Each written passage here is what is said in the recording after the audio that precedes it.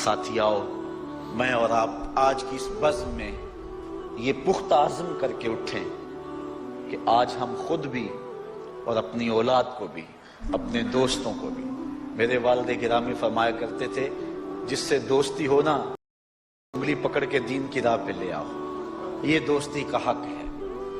اس کے لیے آپ بہت کچھ کرتے ہیں، لیکن اگر اس کو دین نہیں دیا تو کچھ بھی نہیں دیا۔ کوشش کرو میرا دوست ہو اور جہنم میں جائے۔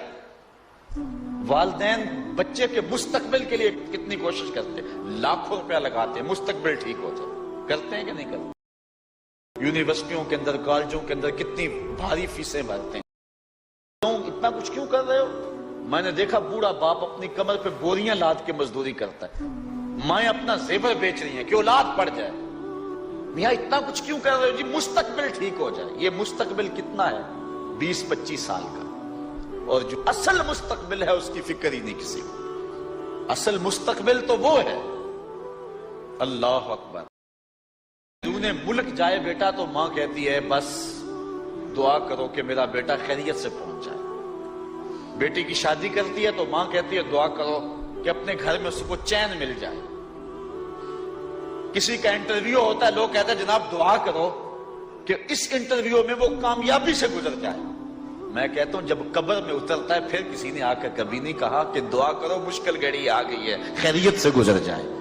اصل امتحان تو یہ ہے، اگر اس امتحان سے گزر گیا تو کامیابی اور بامرادی۔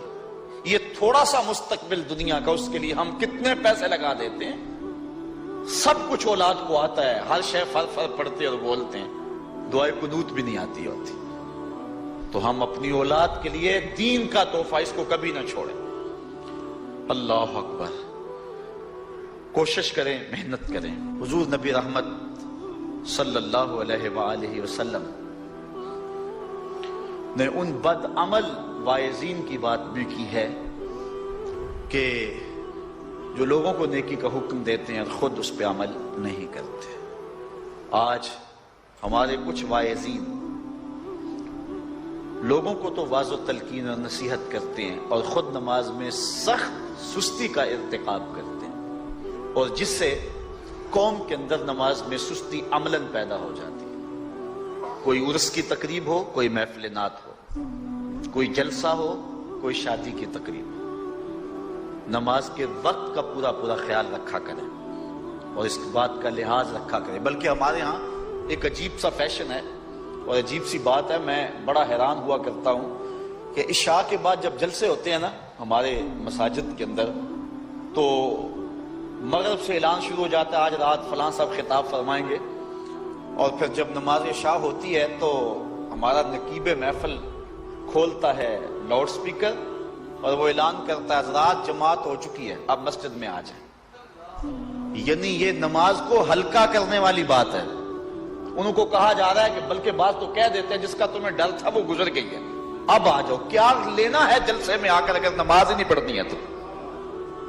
ممبر و محراب کے جو ذمہ دار ہیں ان سے جو ہے وہ عجیب و غریب قسم کی جو ہے وہ حرکات سکنات سرزد ہو رہی ہیں۔ یہ جو جاہل نقیبوں کا ایک غول آ گیا نا، یہ بھی ایک بہت بڑی مصیبت ہے۔ ایک تو بے تحاشا القاب، دوسرا دین کی روح سے ناشنائی۔ وہ کسی نے کہا تھا نا کہ پہلے حضرت غوث پاک ولی بناتے تھے، چور سے کتب بناتے تھے، آج کل ہم بناتے ہیں۔ کہا تم کیسے؟ کہا ہمیں پتا ہوتا ہے یہ چور بیٹھا ہوا ہے، کہتے ہیں غوث زمان اور کتب دوران۔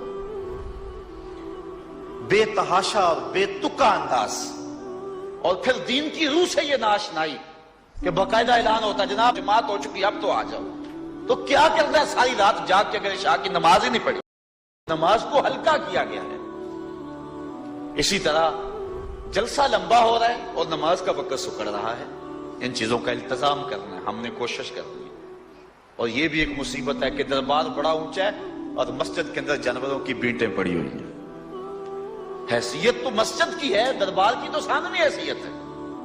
دربار پہ 3 کروڑ روپیہ لگا ہوا ہے اور مسجد میں چٹائیاں بھی موجود نہیں۔ اپنے بھی خفا مجھ سے ہیں، بیگانے بھی ناخوش، ارے حلاحل کو کبھی کہہ نہ سکا کند، بات وہی کہتا ہوں سمجھتا ہوں جسے حق، میں ابلہ مسجد ہوں نہ تہذیب کا فرزند۔ بے تحاشا اور بے تکا انداز، اور پھر دین کی روح سے یہ ناشنائی کہ باقاعدہ اعلان ہوتا ہے جناب جماعت ہو چکی اب تو آ جاؤ. کیا کرتا ہے ساری رات جاگ کے اگر عشاء کی نماز ہی نہیں پڑھی تو نماز کو ہلکا کیا گیا.